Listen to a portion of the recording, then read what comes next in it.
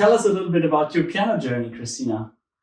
Well, I'm very much an amateur. So I studied piano when I was a child, and like many students, I stopped after 2 years. And then over time, I've tried to play piano again. So I took lessons again when I was in high school for a little bit, and then as an adult again for a couple of years. But in total, I would say maybe 4 years, 5 years. 4 or 5 years.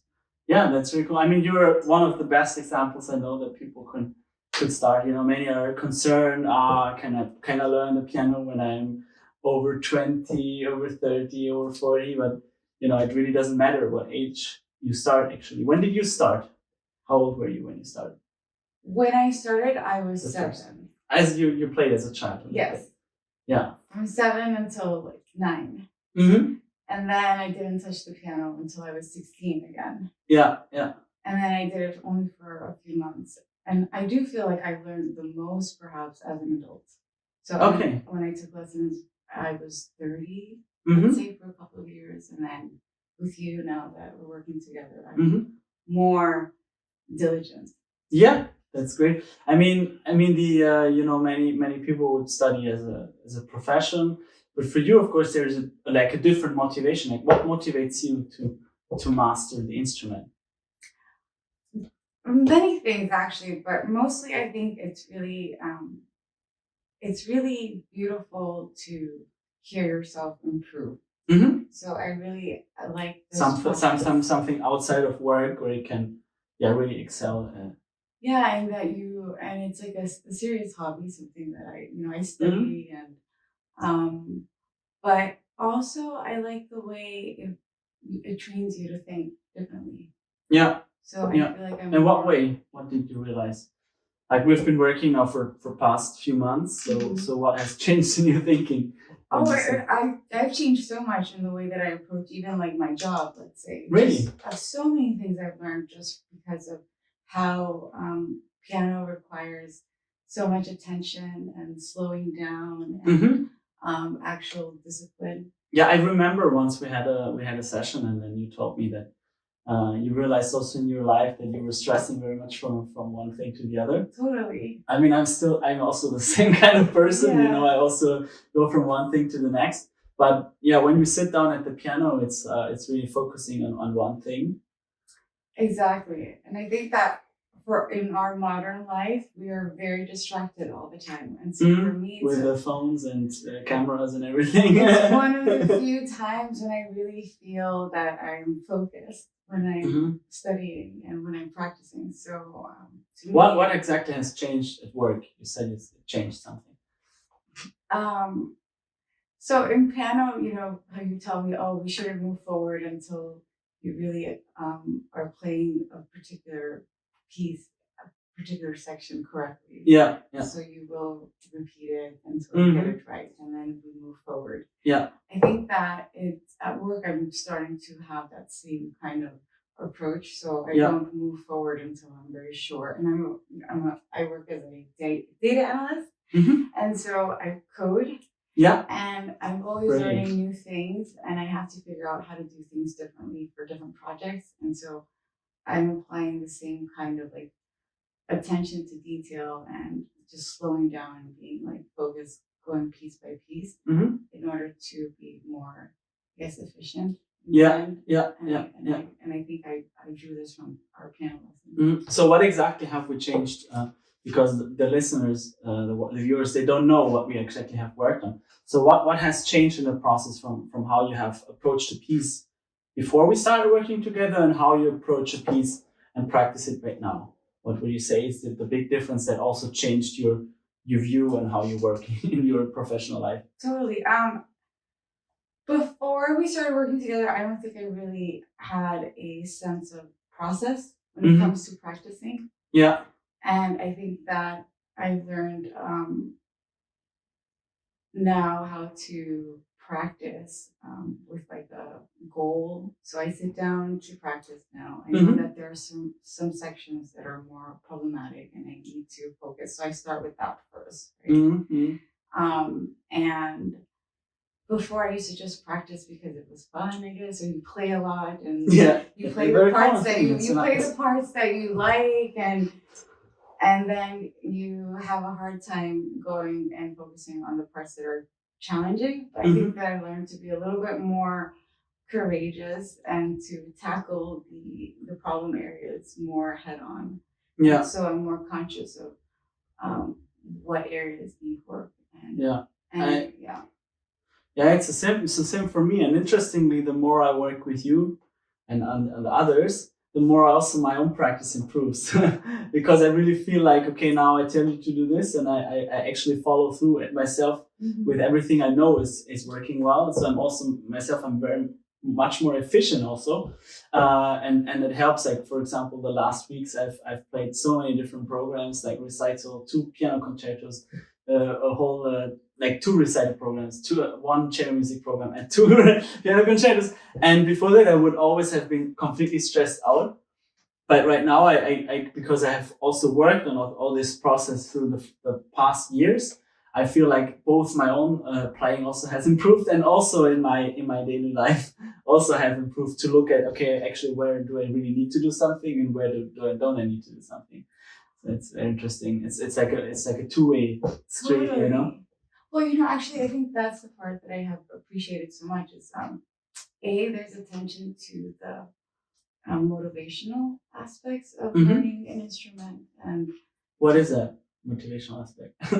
So let's say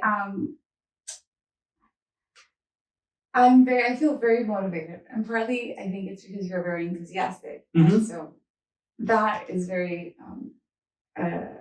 contagious. And so, and I see the other students, and they are also very dedicated. So I think that motivational factor sometimes it's not there when you're just I mean, of course, I choose to work with people who are also motivated, so we have like the whole dynamic in the group, obviously, but then also it's like it pushes you really far because you see also what others are doing, and everyone is actually encouraging each other, and there is no like tension or no, totally bad dynamic.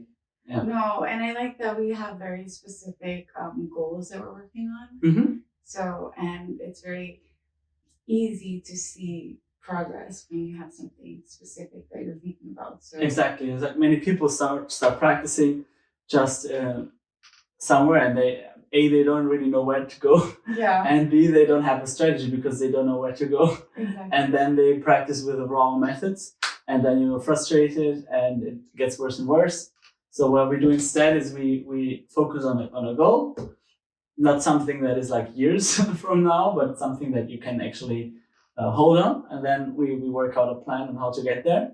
And then you have the simple steps, and then you see actually how you improve. Even though it's something very complex as playing the piano, we break it down into like steps that are easy to understand. Totally. And then that helps with like sometimes if people get discouraged on piano. I think on the flip side would be that I think there's a psychological piece also. So whenever you feel like, oh, this is too challenging, or being more aware of your thoughts while you're practicing, and seeing how you can change the way that you're approaching and relax more and feel more at ease. All these things are really, really helpful for your motivation. Of course. What was the moment when you felt most discouraged from playing the piano? Right now or in the past, doesn't matter. Do you remember? Yes, I think it might have been when I was in high school. Okay. Actually, because I worked on a piece for so many months, and it still I still didn't finish. And what was wrong with your practice, or what do you think now was holding you back? I don't think I knew how to practice. I think I just kept repeating the same parts that felt comfortable, and I never quite was able to break it down into like small pieces so that I could eventually complete the whole piece. Yeah, that's like also a mistake that many people do. They think about only the music and also only the technique. They think about, okay, how does it have to be, and try to improve that without actually going a step beyond that and ask, okay, what do we have to do in order to get there? Right? So we go one like we zoom out kind of, and we see where we want to go. But then also the most important thing is the process. And also then behind that, of course, also the psychological part, as you say, the motivation. Like now, for example, I can think if it's, why can I not play this part correctly? And I think, oh, maybe it's a technical issue, or maybe it's like a rhythm question, or it might be, I just feel like I have more of a sense of different techniques that might help. And it's because of the way that our lessons have progressed. Yeah, great. So you said you're an amateur. Yes. Amateur pianist. Do you have any message to all the other amateur pianists out there? I think that, or a wish, or an advice. Yeah, I feel like if you have a dream of like really playing music and creating beautiful music, I think that it's worth spending time studying so that you can actually, create this and make it possible for yourself to play better. So I would say having a great teacher is definitely important. Because I think it's the only way that you're actually able to achieve this goal. I mean, it's just a shortcut. Right? I mean, you still have to practice yourself, but a good teacher might know the path which you don't clearly can see, or you don't know which direction to go.